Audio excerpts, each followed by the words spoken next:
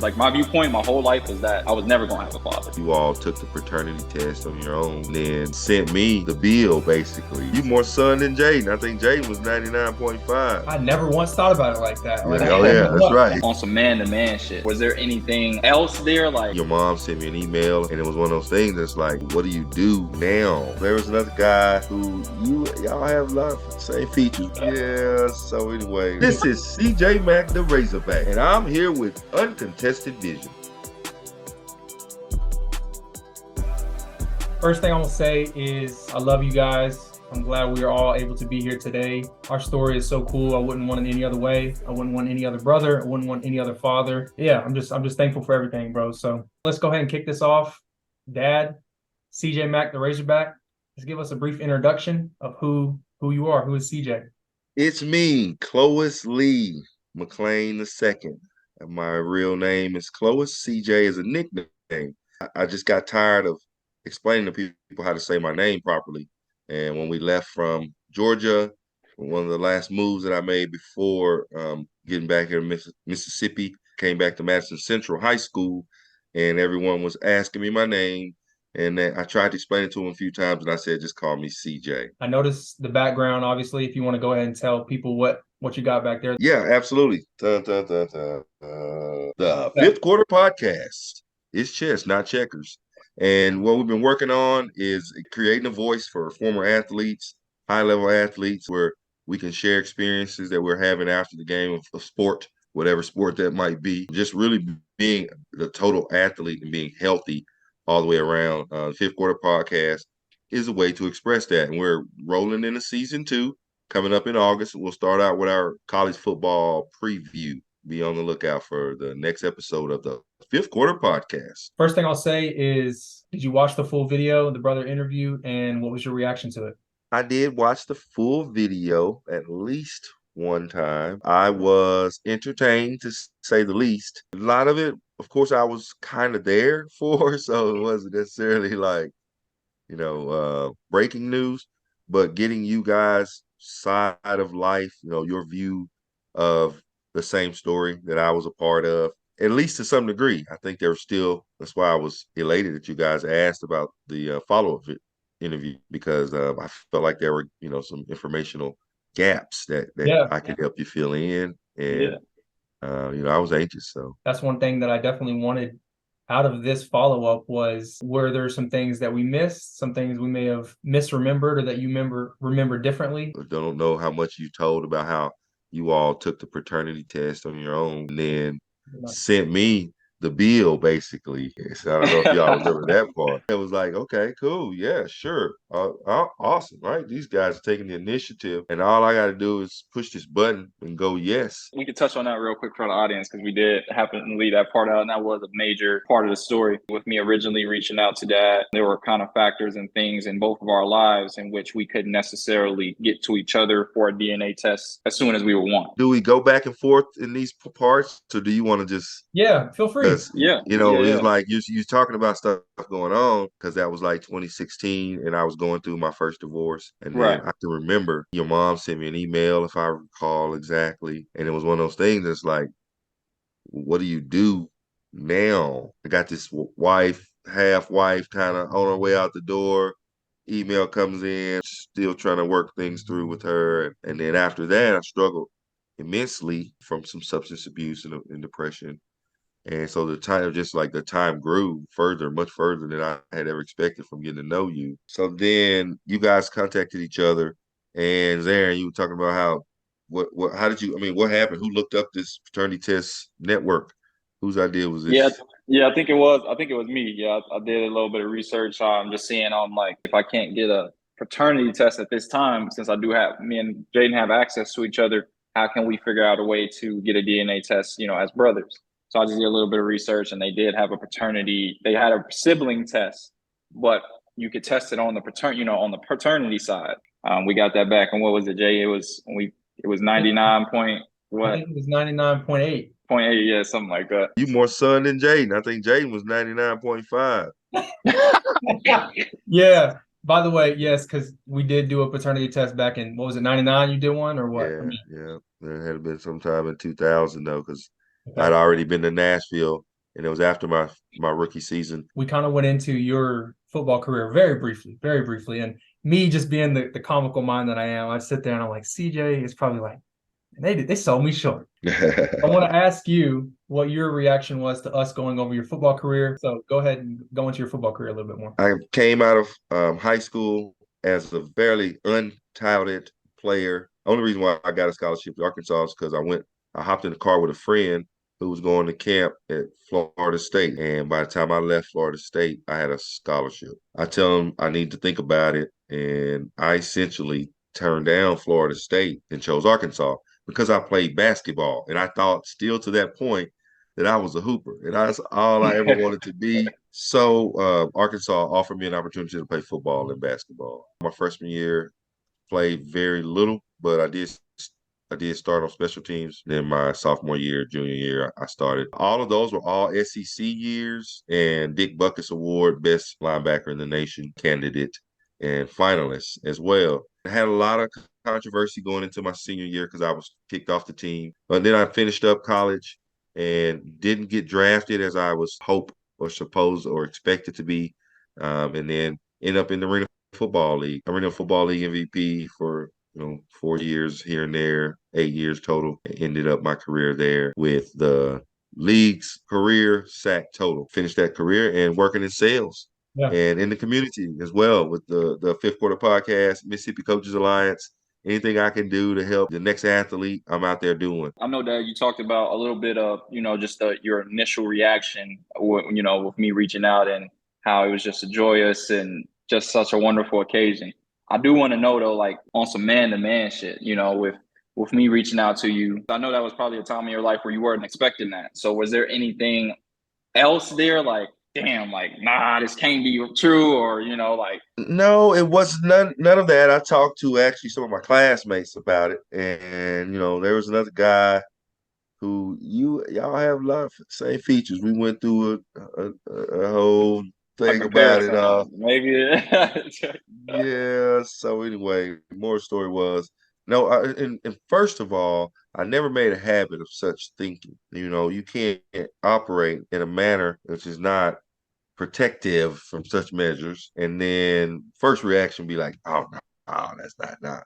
Well, your first reaction might be because you just never really know. I guess my thought process is always maybe I don't want to upset anybody that I may have to work with later. So first of all, I'm gonna be cool and calm with it. Yeah, that definitely makes sense. Because obviously, me and Jayden had got connected around that time. What was your initial convo with him? Well, Dad, I think you sent me a message. I don't know if it was a text or a Facebook message, but I wish I could find it. But I think it was hey, you got a brother, like his name's Zarin and he's in Kansas City. Yeah, it would have definitely probably been a text message, but it might be a Facebook message, just letting him know because it was in my heart. When you said it, it was real to me. It's like if he believe it, then I'm gonna start by believing it.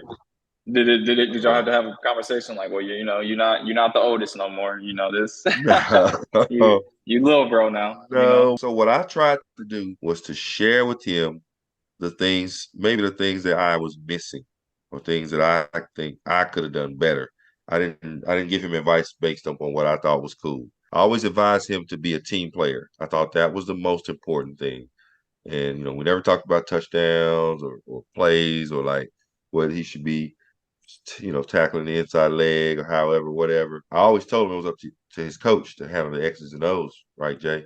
Yeah. And the one thing that he had control of was what type of teammate was he. And I think that goes back to that's his attitude when finding out that he is now a little brother and not a big brother. Not as big the brother, but yeah, it was not an issue at all. We didn't have any emotions in the negative to overcome. Yeah, I'm not gonna lie. Like, bro, I had never thought about that in the slightest. So whenever you first said that, I think you maybe said the term big bro, little bro in Mississippi once. I was like, I never once thought about it like that. Like, oh yeah, that's right. Yeah. You're like, oh yeah, I am smaller than him, younger than him. Dang. Oh, younger. I don't know about smaller. You were smaller at some point in life.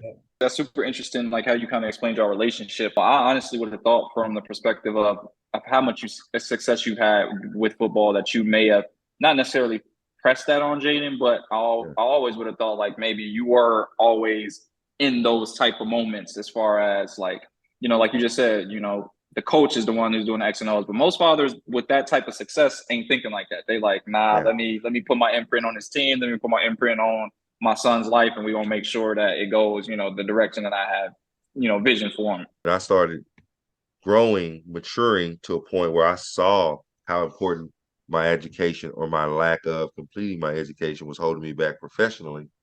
So even in all my advice, I had that in the back of my head, that this is just a game. I really want him to play and play to the fullest. I love to see him hog it out, but really more so for him. I know how glorious, how outstanding that story would be. I just wanted to be a part of the story, but I had no pressure, and there was no way for him to go wrong. When he chose to go to Dartmouth, I was trying to figure out how to get to New Hampshire. New Hampshire, yes, sir. Yep. And so then, of course, coming back home, my emphasis was that this was your shot.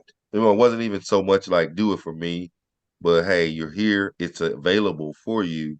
What would you do if you never took the opportunity? Yeah, right. Right.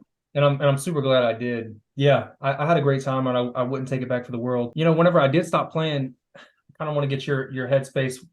How did you take that? What did you think about that? I was happy for you to have direction. That was first. I was not as happy for me not to have that story, Yeah, but for sure. I was for sure happy because, again, I had started to grow about this point in life. Just small increments, to say let's give me a little credit for that. And I just envisioned you in greatness. It wasn't connected to football. It wasn't connected to Arkansas Razorbacks particularly, but I just, as witnessing you all now in your uncontested vision, I knew that you had greatness to share with the world. And so, I was just trying to nurture that. So I kind of wanted to go into a little bit your upbringing with your father. How did that kind of form your perspective now?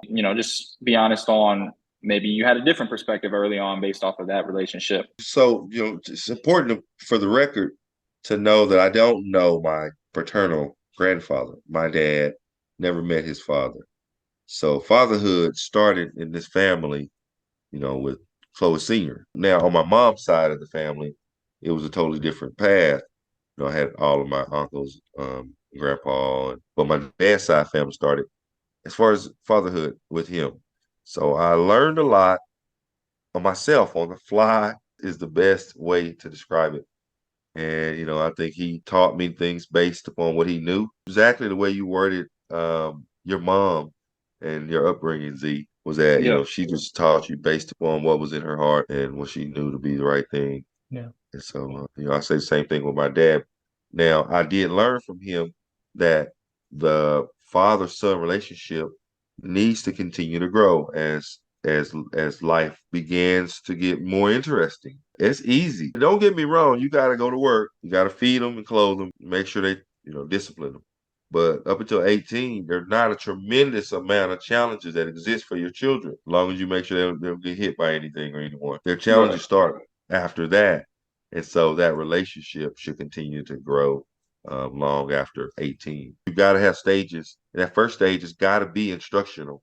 It's got to be parental, not as much friend. And then, of course, that next stage will certainly be involved in a tremendous friendship. And, hopefully, if things go right, the last stage will involve maybe some in-home care. If you guys let me stay with you instead of sending me to the old folks home.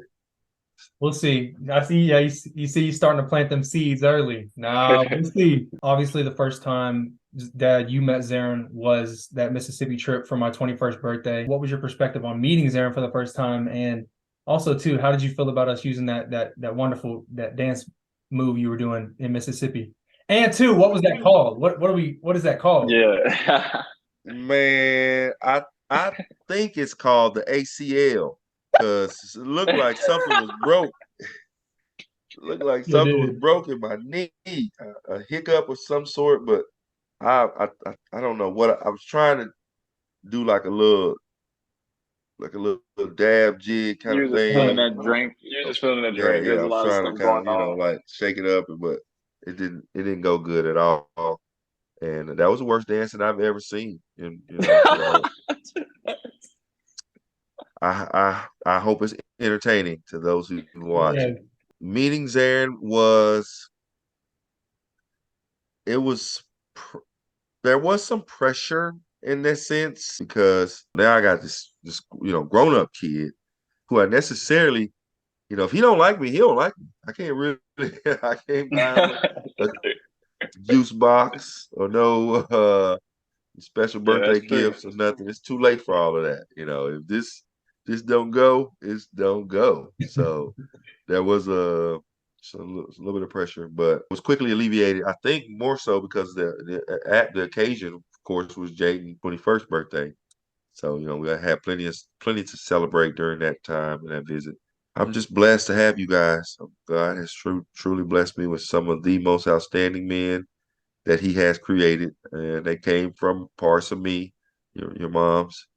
Have done a tremendous job raising you all in their homes. So I always shout out to them, Danielle and April. And I think I interacted with your mom, Zarin, maybe for the first time, probably since email on her birthday a couple of days ago, a week or so ago. And I didn't think about it until after I was watching the interview. I found it incredibly warming to have this whole vision of what was going on in Kansas City when I was over and living my life, same time frame that you're over here, your mom's over here, and getting some insight into that. It was incredibly warming to me, so I felt I need to reach out to her and make sure she knows I as well don't hold any malice. My explanation is that how it went was how it went, and I had reached a point in my life where what happened up until that point was irrelevant. A lot of people are like, well, why did she? I said, I don't know. I never asked. I didn't ask because I'm a man who was determined to be a great father. So when I find out that I got a kid, what's most important is how do I get closer to it? My viewpoint my whole life was that I was never going to have a father. So for that to completely change one day was super huge for me. And it was no way that I was going to waste that on being angry or being mad or like, nah, that's over with. Again, the fact that I never thought that was even a possibility. And then one day it's like, oh, now it is. Like it was literally just a random switch. Now it is. And not only is it a possibility, it's a reality. I'm one that even with us building this company, I'm enjoying the process. The process of everything of life and growing into manhood. I've just enjoyed it so much, man. And I just know that we got so much, it's so many more places we can go just building upon this brotherhood, this fatherhood, this family. It's just been super exciting. And I love y'all, man, from the deepest depth of my heart, for real. Love you too, bro. I love you both. Yeah. You got a joke for us? You got a dad joke? You got anything, any insight, anything to close us up? Well, it certainly wouldn't be a joke, but I want to share something as far as your destiny, just like my dad shared with me, and that is to be great. So be bold in your aspirations, and seek big things, and be satisfied with the things that you accomplish, but never stop reaching. You got the talent to Keep do building. anything. Can we get a shout out, a UV shout out from CJ Mac the Razorback? This is CJ Mac the Razorback, your favorite hog, and I'm here with Uncontested Vision. Yes, sir. Hey, I love it. I appreciate y'all's time. I love you guys, like we've said. Thank you guys for being so open, honest, vulnerable. To everybody watching this, thank you guys so much for supporting the brother interview. We got just a lot of stuff coming soon, and it wouldn't be possible without you guys. So go ahead and follow us on Instagram at Uncontested Vision. Also, follow me on Instagram at Zarin Michael. It's super. Yes, sir. Music on the way. Everything on the way.